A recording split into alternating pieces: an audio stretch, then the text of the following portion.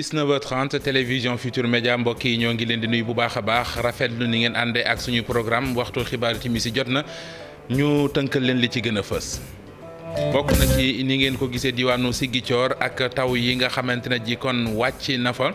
mu di loo xamante ne ji tey ji la altine juróom-ñeenti fan ci weeru mai loolee nag ndax dafay mandargal ndoxteel nawet bi am déet li ñu xam daal mooy nawet yi weesu heure bi daawul fekk taw bi dafa wàcc ak lu mu ci mën di doon dund nañ ko ci Ziguinchor dundi ko ci Bignona dund ko it ci diwaanu aussi du ndox mu laal suuf. lu aju ci li nga xamante ne ji mooy circulaire bi bàyyeekoo ci inspection d'académie bu diwaanu Matam mer lool jàngalekat ya ca boobile diwaan tax ñu amal ab débrayage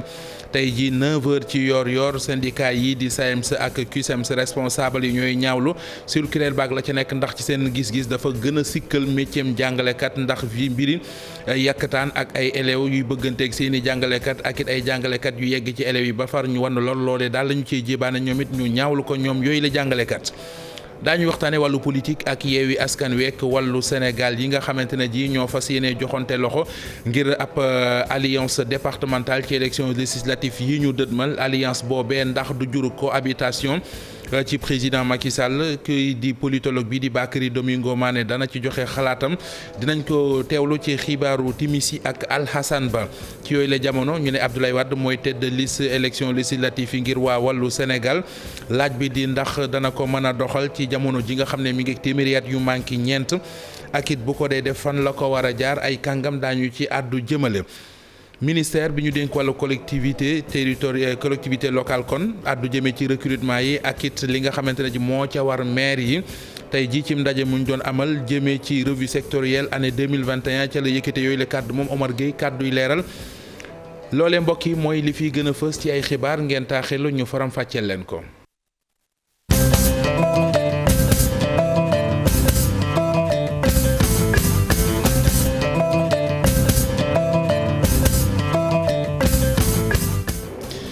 dellu leen nuyu dellu rafetlu ànd bi ak télévision Futur Média ni ñu ko junjee woon ci bopp bi rek la ñuy duggee ak yéen ci yàq ligi doore xibaar yi ak lu ñeel ndox laal suuf ci diwaanu Ziguinchor ñuy njoxtu ne ndoxteel nawet bi la ak lu mu ci mën di doon daal tey jii taw na ca Ziguinchor tey ci altine ji ngay boori 4h ci ngoon ci la ñu nemmeeku boobile taw tey du rek ca Ziguinchor ndax ca Bignona ak ca Oussouye dund nañu ko fa ñuy xamle ne kon ci nawet yi weesu heure bi daawul fekk ndox laal suuf waaye kon ndox laal na suuf taxit ñuy am njoxt ci ne nawet bi kon mooy waaj a tàmbali ak lum ci mën di doon des na ci di yeneen i leeral waxtaane leneen ci wàllu xibaar mu di xale bi nga xamante ne ji moo faatu ci hôpital El Hadji Ibrahima Niass bu Kaolack baay ba di Alhassane Diallo gannaaw ba ñu ko dégloo ba nuppi mi ngi ñaawlu nag négligence di càggante goo xam ne gis na ne dañ ko caa wane fajkat yee ko ca wane ba tax doomam ñàkk bakkanam muy ñaan ci yoon mu def ca la war dem ca ba jeex loolee muy bëgg-bëggam Alhassane Diallo la ñuy déglu kon ci micro Pape Mbaye Diaw. yaa am sax fan yi fu ñu toll ak jamono yi ñu toll nii guddi gi ñu génn nii nelewut lekkut naanut mu ngi jooy rek waaw vraiment fan yi moom am nañ naqar bu métti moom négligence lañ def ci xale bi daal xale bi dañ ko négligé ndax bu mu ñëwee ba léegi maa ngi am na fa une semaine saa yu ñëwee war a nampal du nampal ni ko jox doomam bi ñu ne kii maragut du namp même gis ko sax problème la boo ñëwee ne génnal te li ci gën a garaaw daal fi nga fekk mu tëdd foofu place wala lañ ko fekk mu tëdd chaque jour foofu lay nekk mu ngi tëddee wet lekkul naanu dañ ko négligé sama doom comme gënaaru élevage lañ ko def affaire bi bu ma métti puus yi ak trésor dindu ci dara noonu lañ ko lem dugal ci biir kii bi te bu mu jógee ci pédiatrie ñëw mu ngi dund ñu ñëw ñun ñëpp ñu vérifier ko xool fekk mu ngi dund ñu delloo leen ko loolu daal nekk tiis bu métti ci man may wax nag di laaj Sénégal lii ma jébal ko yoon na ci yoon def liggéeyam dal na ma nag damay bañ en cas ëllëg mu dal keneen.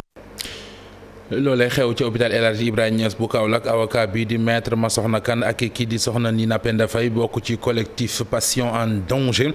li ñu bëgg moo di yoon def ca liggéeyam ñu ngi ñaawlu anam yi nga xamante ne noonu la gone gi ñàkkee bakkanam ñu ànd ci leeral ak Cheikh Diop Pape Sangone Mbaye.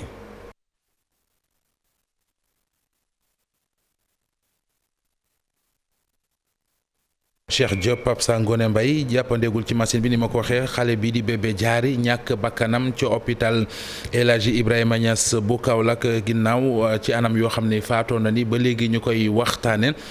avocat bi di maître Massokhna Kane doon it njiital SOS consommateur ak Nina Penda Faye bokk ci kuréel gi di collectif patient en danger ñoo ngi koy ñaawlu bëgg nag ñu teg leen ay daan ya ca war ngir kon lu ni mel ñu bañ koo dundati ci réew mi des na ci dikkaat ak yéen ci suñu yeneen jotaayu xibaar. waxtaane leneen mu di circulaire bi nga xamante ne ji bàyyeekoo na ci inspection académie bu diwaanu Matam jëm ci di findu ak artu jàngalekat yi ci ñu moytu bëgganteeg seeni élèves waaye it yenn ñuy nimiku di daal di yegg ci ñoom bay ëmb di ca soso circulaire boobee nag neexul jàngalekat yi ba tax na tey jii ñu xëyëb débrayage ngir di wane naqar wuñ ci amee ci seen gis-gis kàddu yi kon dafay gën a maanaam daal ñàkk a wormaal waaye dafay gën a gàkkal derub jàngalekat débrayage bi tey jii lañu ko doon amal waa SAEMS ak CUSEMS ñoo doon def lu ni mel bañ ca pare janoon nañu ak taskatu xabaar yi Ali Bandel Ñang lañu ci yàndal. dekku nañu salle de classe yi ngir amal ab mot d'ordre de débrayage ci mboolem lycée collège ak CFP yi fare ci région bu Matam moo ne sax kilifa gi jiite njàng ak njàngale mi di inspecteur d'académie àdduna jëmale ci li waral circulaire bi mu signé jagleel ko chef d'établissement yi waaye mel na ni syndicalistes yi ñoom ba léegi dañoo guux seen mer ndax nag ñi jiite SAEMS ak CUSEMS dajek doy taskatu xabaar yi la ñu amal daal di ñaawlu kàddu yi inspecteur d'académie bu Matam. ñun ñëpp dañoo toog xëy rek gis benn lettre circulaire bu l'inspecteur d'académie def di ci tiiñal jàngalekat yi di leen ci tuumaal loo xam ni ñun yëguñu ko gisuñu ko gisuñu ko léegi nag loolu bi mu amee presse bi relayé ko au niveau national ñun ñëpp ay borom njaboot lañ am ay soxna am ay doom am ay yaay am ay papa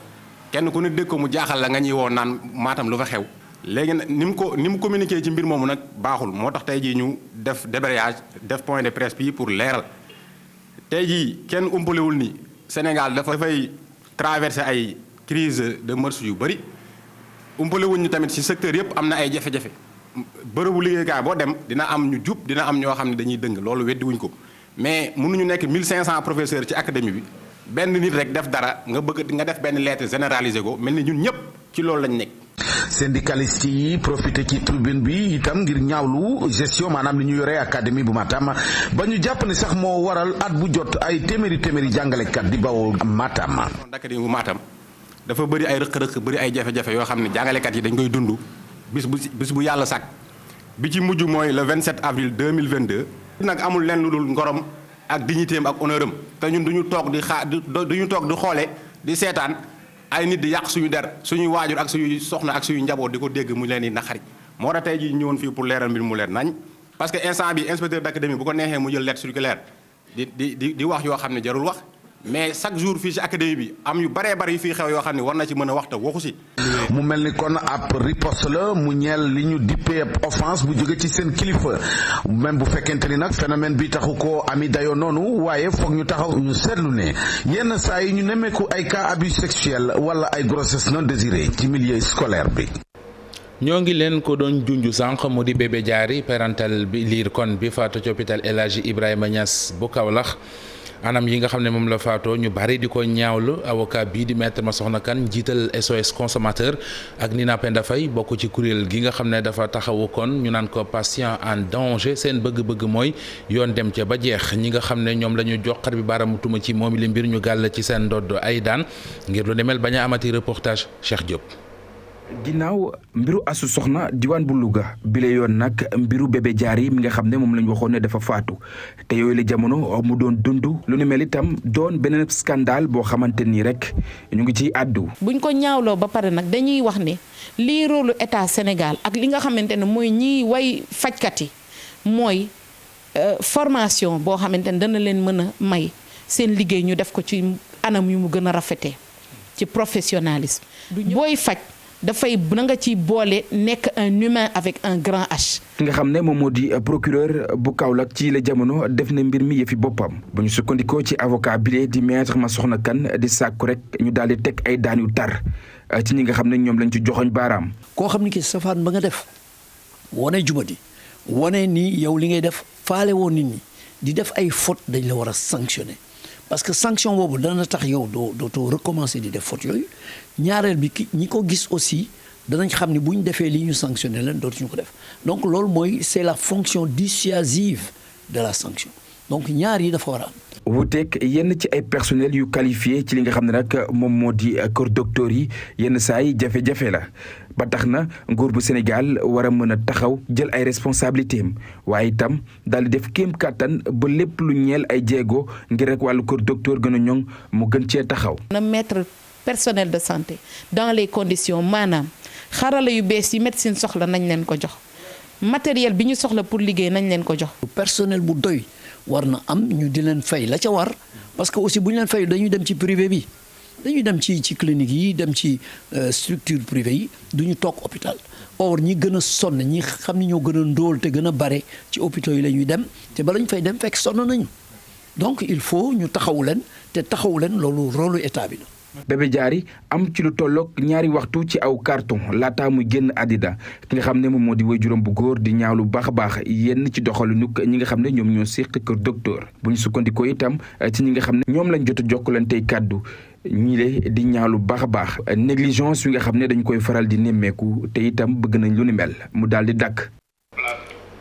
waxtaanee wàllu politique ak coalition Yewwi Askan Wi ak wàllu Sénégal joxante loxo ngir taxawal ak lëngoo ci département yi mu di alliance départementale ci élection législative yi ñu dëdmal loole nag bu sottee ndax du doon ab cohabitation ci président Macky Sall Bakary Domingo Mané di koy gëstu jëme ci wàllu politique gis na ñoom ñaar mu di Yewwi Askan Wi ak wàllu seenub ànd lu war a mën a nekk te it lu mën a ne te it lu jaadu la Alhassane Ba la ñu ci yàndal.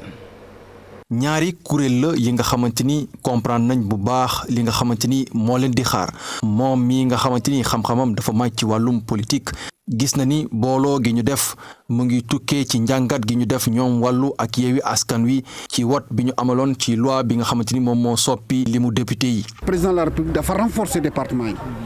or responsable wàllu ak Yewwi dañuy def njàngat en se disant ñun. les élections locales yi lu mu wone mooy wàllu am na fu mu am doole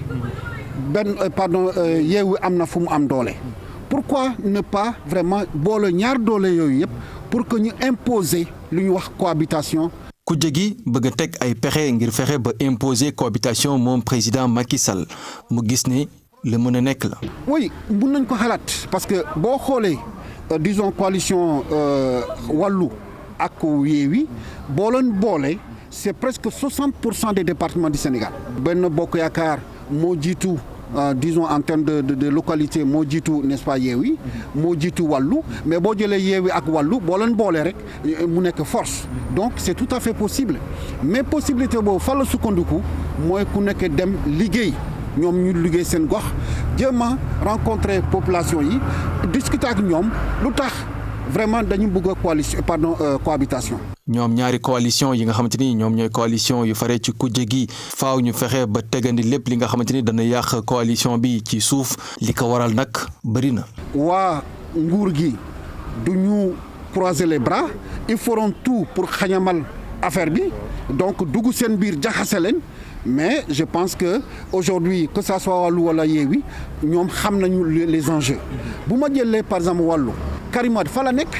xam nga mu ngi exil donc le fait que wàllu booloo ak Yewwi pour moi c'est une force extraordinaire boo xam na ndax sur le terrain mun nañu imposer le rapport de force ba Karim Wade n'est pas ñibbisi. boo demee ci wàllum département yi Yewwi ak wàllu daañu ànd ngir fexe nag ba li nga xamante ni moom mooy jongante législative yi ñu jëm ñu liggéey ci bu baax a baax ngir jëlee ci ndam. Abdoulaye Wade tête de liste coalition wàllu Sénégal loolee bu amee ana lu ca mën a doon njariñ ak it lu ca mën a doon ngànte ci alliés yi ci jamono ji nga xamante ne ji moom Abdoulaye Wade mi ngi ak téeméeri at yu manqué ñeent lu aju ci woowile wala ndax bu ca duggee jiite liste bi li mu amoon 2019 fexe ba am lu ëpp fukki député ak juróom-ñeent ci assemblée nationale dina mën a amaat am déet Mamadou Fall lañ ci yàndal. wàllu mbetteelu élection législative yi ñu dëkkmal. coalition bu ñu jàpp ni contre nature la yenn gis-gis yi ñeneen ñi jàpp ni kon seen lëkkaloo ñoom ñaari formation yooyee mën nañ indi kon li nga xam te ni moo di ndam fanweeri fan ak benn ci weeru sulet ci atum 2022. ci booloo boobu lay xel yëpp daw ci benn nit boo xamante ni tey jii daanaka jege na téeméeri at naka la mën a kon réussir li nga xam te ni moo di campagne am gannaaw bañ ko tabbee tête de liste moom mi nga xamante ni ñu ngi ko jàppe woon bête politique mu nekkoon nag ab avantage ci formation politique am ak i alliéem Abdoulaye Wade doon kon ab équation goo xamante ni tey jii ba léegi kenn mënu ko résoudre fàttali ni bokkam ci élection législative yu atum 2017 yi nekkoon na ab coup de maître moom Pape du Soppi ñibbisi woon ci Sénégal mbooloo mu bëri toppoon ko ay inconditionnel am wane woon seen bopp ñu naroon sax kon daane li nga xam te ni moo di Grand Benno Bokk Yaakaar wante ki nga xam te ni moo di Pape du Soppi ak parti am ci élection yooyu lay ñu mujj am li nga xam te ni moo di fukk ak juróom-ñeenti député daanaka nekk ñaareelu coalition bu toftalu ci Benno Bokk Yaakaar juróomi at wees ndax moom mën naa defaat li ni mel li ci mënta am daal moo di tey mag dikk na te dafa ñëw ci jamono ji nga xamante ni élection législative yi ñu dëkkmal dafa am nag li nga xamante ni moo di enjeu décisif ndaxte ñu ngi ko jàppee ni mooy premier tour élection présidentielle yu 2024 yi tey ji apportam mën na am solo lool ci coalition Yewwi Wallu ndaxte mën na leen dimbali ba ñu am député gu bëri goo xamante ni fooguñu ko woon ba ñi nga xamante ni ñoo di Sonko ak seen i ñoñ li ñu bëgg ñu daal di koy amal mu di cohabitation fàttali ni Yewwi dana nekk ci fanweer ak ñeenti département ci ñeent fukk ak juróom-benn Wallu ci ñaar fukki département notoriété Abdoulaye Wade di turam moom tey jii bu nekkee avantage ba tey waaye li nga xamante ni moo di dooleem di capacité physique am mën na nekk ab handicap ndaxte lu wóor ba wóor moo di paa bi mënta wër Sénégal yëpp ngir def campagne ci élection législative yi ñu dëkkmal. Mamadou Fall des ba léegi ci élection législative yi ak it ni ñu tëjee démb dépôt liste yi fukki dossier ak juróom la ñu yóbbu ci direction générale des élections ñoom it ñu am kon 48 heures mu di daal ñaari fan ngir lijjanti parrainage yi ñu leen jox ana nan la ñu koy doxalee buñ ca noppee ca la ñuy jublu nag ci contrôler ñii di candidat yi ab ginnaaw bi ñu daal di koy jëmal ci arrêté ministériel. ngir xam am na ñan ak ñan ñoo war a sóobu ci élection législative yi ñu dëdmal yëf yaak fa muy tàmbaleek fa muy jaar ñu ànd ci ak Fatou Bintou Konté. guléet ñu seetlu ci direction générale bi ñu dénk wàllug wote yi nag lépp ne tekk ci jamono yi ñuy waajal ay wote démb nag ba ñuy amal bis bu mujj jëm ci dépôt yu dossier yu candidature yi jëm ci wotek faluk député yi ci Sénégal. lépp ni woon tekk amul buuxante amul mbiccoog mbaaloo tirage au sort ba ñu def ko ci anam yu jaar yoon. donc sax xam naa moo ñu may sérénité bi parce que habituellement dafa daan bari coow waaye bii yoon moom vraiment tirage au sort bi permettre nañu ñëpp serein. ci ñaar fukk ak juróomi dossier yi ñu déclaré fukk ak juróom képp la ñu gis démb ca direction générale des élections yeneen fukk ya seenuñu leen liggéey bi nag tàmbali dëgg tey ci altine ji. bu yëpp jeexee suba la ñuy démarrer contrôle parrainage mooy njëkk a jàll contrôle parrainage yi mooy est-ce que say parrain mat na est-ce que ni ñu la waxee nga répartir ko sur le territoire national defee nga ko noonu maanaam da nga am est-ce que am nga 1000 parrains par région et avec un minimum de 7 régions et est-ce que matal nga sa 34 000 et quelques yi ñuy demandé et cetera loolu la ñuy vérifier suba. dañ koy def sur 48 heures. ñu pare ñi nga xam ne seen yëpp yemb na ñooy jàll ci beneen contrôle ñi nga xam ne nag seen parrainage matul ñooñu mataluñu ku sa parrainage matul doo bokk. pàcc bu njëkk bi saytu parrainage bi direction bi nag fas yéene sëgg tamit ci dossier yu candidat yi. pare loolu nag la ñuy dugg ci ce qu'on appelle la phase de vérification juridique xool dossier yi benn par benn est-ce que département bi nga investir est-ce que ni nga ko investir noonu la est-ce que liste nationale bi ni nga ko investir noonu la loolu. moom it dafay tàmbali liggéeyam tamuy xaatim ab arrêté bu jëm ci fësal candidat yi ñu nangul seenub liste. après nag un arrêté du ministre de l'Intérieur mooy consacrer liste bi. bi ce sera vers fin mai. ce sera fermé fin mai. jàngat bu njëkk bi du am pëcc xoo nag ci ni ñuy waajalee. ak ni ñu fas yéene sëggee ci yile wote wute ak la xewoon ci atum 2017 ak ñeent fukk ak juróom-ñaari liste yi amoon parrainage bi moo fi jaar. jombul defal ngeen seen bopp njoy di gi Fatou Kiné Dem lañ ci doon dal ci boobu le reportage caméra Alioune Diagne lu aju ci élection législative yi ak parrainage yu déposé waa Bokk Gis Gis liggéey ñoom validé nañ leen seeni parrainage ci procès verbal bi nga xam ne jote nañu ko ñoom ña ngay xam le ne daal lu toll ci 55 323 parrain la ñu déposé parrainage la ñu déposé woon 45 471 yi moom la ñu validé am na ci 9 852 yoo xam ne dañ ko rejeté waaye lii xibaar bi moo di kon validé nañu leen seen liste ak 45 471 parrain. ministre bi ñu dénk wàllu collectivité territoriale addu jëmee ci recrutement yi ci maire yi xam la ne collectivité territoriale mënut a def nu safaanook li ko état bi sant ndax it démembrement état bi la moom Omar Gueye ay kàddu yu leer la yu mu yëkkati tey jii ci ndaje mu doon amal mu jëmoon ci revue sectorielle année 2021 di loo xam ne sax ci gis-gisam la ñu ca doon séntu am nañ ko ca maanaam bilan satisfaisant ñu ànd ci ak Fat Bintou Konté Alioune Diagne. mooy nga xam ni ñu ngi koy constaté ci collectivité locale yi jamono ji moo fi nekk ab débat kii nag nga xam ne moom moo lënk yëpp lu mairie fii ci Sénégal mu di le ministre des collectivités territoriales ma nga cay wax benn yoon. amul benn collectivité territoriale bu am sañ-sañ di def ay recrutement loo xam ni méngoowul ak organigramme type bi ñu def bu fekkee ne nag yow am nga sa benn xarit nga jël ko. sa biir maire yi am nga fa bureau bu libre nga dugal ko fa bu weer dee nga jël sa xaalisu bopp jox ko kooku bokkul ci personnelu collectivité territoriale bi. licenciement yi bëri loolu ci mairie yi lee ki nga xam ne moo di ministre bi di xamal ni lii nga xam ne moom moo di fonction publique locale réglé na problème bi. administration boobu nag da ngay respecté mboolem ñi nga xam ne fekk nga leen fa te ñu am ay contrat ay CDI mais nag waxuñu tamit. ñu continuer di recruter rek di yokk personnel bi te loolu nag li ko réglé dëgg mooy fonction publique locale. ministre Omar Gueye nag mi ngi doon présider di nga xam ne moom la ñuy wax revue annuelle sectorielle ministère am te jàpp ne année 2021 bi les résultats yi satisfaisant la. dotation yi di yokku na bu baax at mu jot lañ daan am dinañ ci yokk lu wat au moins 5 milliards ensuite fonction publique locale taxaw na taxawaay bu dëgër. boo xam ni décret yi président Macky Sall waroon signé yëpp signé na ko bi ci mujj sax mooy taxawal nañu centre national de la fonction publique locale et de la formation. beneen bi mooy plan national d'aménagement du territoire lu am solo la ñu ngi koy exécuter actuellement. bu fekkee sax ñi ngi nemmeeku ay yenn jafe-jafe. mooy n'est-ce pas l'incohérence la problématique des limites ñaari collectivité bu ñu dendee. nan nañ mën a jokkalante ba partenariat économique mën a juddu seen diggante loolu mooy solution bi te PADT joxe na firnde bi joxe na yoon joxe na balise bi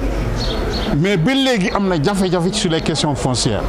chef de l'État le président Macky Sall da koy wax chaque fois na ngeen góorgóorlu ba question foncière. L'Observateur xëyee na ko tey jii mu di ñàkkum këyit bu ñu nar a dund ci réew mi. loolee nag bu ñu amee ñi nga xamante ne ñu yëngu ci ndefarum journal jafe-jafe yu mat sëkk dana leen ñeel ana kon nan lañ ko fas yéene lijjanti ak it lu aju ci chef d'entreprise impression yi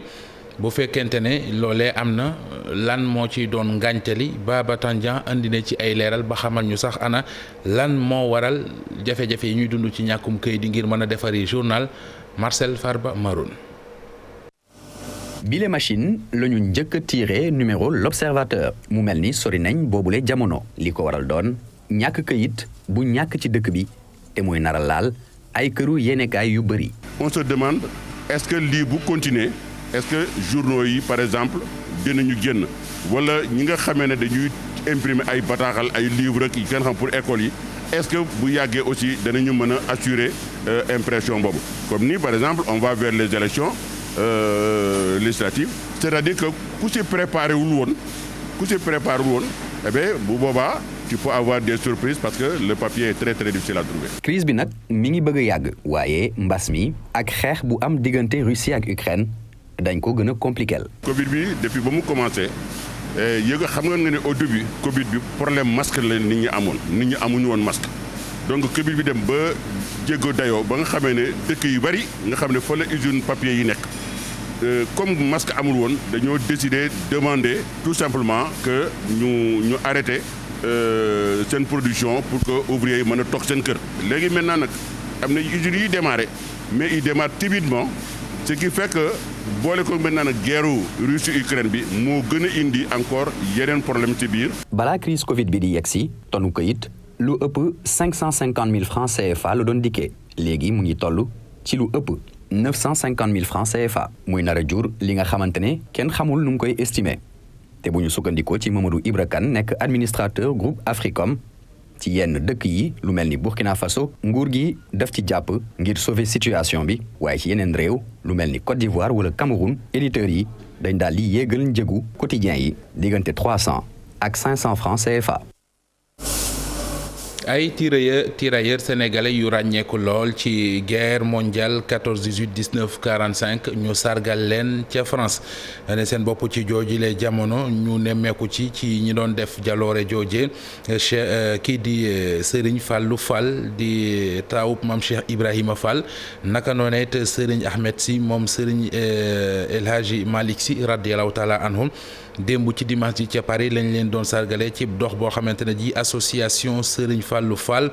en mémoire ñoom association Serigne Fallou Fall ñoo ko doon amal ngir fàttaliku ñi nga xamante ne ji kon ñoo faatu ci guerre yooyee ak it seet nuñ leen gën a jëmmale ba taarix jàpp leen bu baax a baax ak jaloore ji ñu fi def Mame Biram Diouf.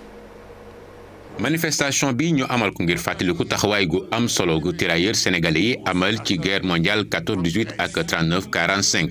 l'association Serigne Fallou Fall tuddee ko kon taawu Mame Cheikh Ibrahima Fall àndandoo Cheikh Ahmadou Bamba Mbacké Khadim Rasoul ci ñeenteelu édition bi kon ñuy fàttaliku dajale fi nag ay talibé ay kilifa diine waaye autorité administrative yu Sénégal ak France. sargal Serigne Fallou Fall moom mi xam ne mooy taawu Mame Cheikh Ibrahima Fall.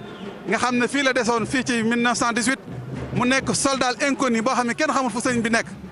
moo tax nag association Serigne Fallou Fall ak association Lamp Fall chaque année ñu koy rendre hommage. di def marche bi à l'honneur de Mame Sidi Ahmed ak Mame Fallou Fall tabaarakallaahu ñu leen di rendre hommage ndax ñoom dañu liggéeyal seen réew liggéeyal xadara bi xadara l'islam dem daanu ca guerre ba kon li ñuy def nii màggal leen. ñu fàttaliku leen lu baax la. ànd doon benn xalaati jépp lépp kon ngir àdduna bi jàmm am ci te doon taxawaay goo xam ne ni Sénégal ba léegi moom lay amal. pour la mémoire donc du passé c'est une journée très symbolique parce qu'elle réunit ici les familles religieuses du Sénégal. Eux-mêmes artilleurs sénégalais qui étaient dans le même régiment que mon grand-père, mon arrière-grand-père, né aussi en Afrique. Et qui étaient traités comme les Sénégalais au premier rang à être au front et à verser leur sang pour sauver la République. taxawaayu tirailleurs sénégalais yi rawatina bu Serigne Fallou Fall ak Serigne Ahmed Sy loolee ba tey ñu koy fàttaliku ndax kat bëgguñu benn yoon ñu fàttali leen ci histoire ak seen jàmbaar googee waaye it génération yi ngi xam ni ñoo fi nekk di des fàttali ne Serigne Fallou Fall moom ñu ngi ko denc ca Charfield nekk ab commune gu ne ci France. Mame Biram Diouf Fall. wàllu tàggat yaram la ñuy waxtaanee ak équipe nationale bu Scrabble bu Sénégal ma nga ca Yaoundé ca Cameroun ngir di waajal 6e édition championnat d'Afrique Scrabble francophone Sénégal yéene moo di gagné coupe ba gannaaw préparation bu ñu mu di waajtaay boo xam ne def nañu ko te xel dal na ca Cheikh Sadibou Diarra. Scrabble bu Sénégal pare na ngir def jaloore ca Cameroun confiance am na daal ci fukk yi ñu yóbbu ca championnat d'Afrique Scrabble francophone bu ñuy amal ca Yaoundé 10 ba 18 ci weeru mai bi. xel dal na amuñu benn xalaat parce que ren li ñu joué dafa bëri doon joué lu bëri donc am nañ joueurs yi am nañ compétition donc. juróom benn li ndaje bi Sénégal am na mbébét wane ci boppam bu baax ci biir jongante yi ak ci wet gi. congrès bi moom danoo bëgg rek parce que benn Sénégal rek moo nekkoon ci bureau bi muy trésorier bi mais danoo bëggoon am ñetti nit yu dugg ci bureau bi ak ci commission yi donc loolu lañ bëgg moom objectif yi daal moom mooy daal am benn médaille d'or kese lañ bëgg li ci des moom amul solo suñu amee benn médaille d'or rek doy na quoi macha allah kon suñu championnat neex na quoi. ci championnat d'Afrique Scrabble francophone yi mujj ñu amaloon ko fii ci Dakar Cameroun moo jëloon raaya yi loolu doon motivation ci Sénégal bi fas yéene jël revanche am. 20h di ngeen ànd ak Chérif Cheikh Ahmed Tidiane Diop ci xibaaru tubaab yi jaa ngeen jëf mbokk yi yàlla ñu yàlla dolli jàmm ñu fanaan jàmm ba suba ak jàmm.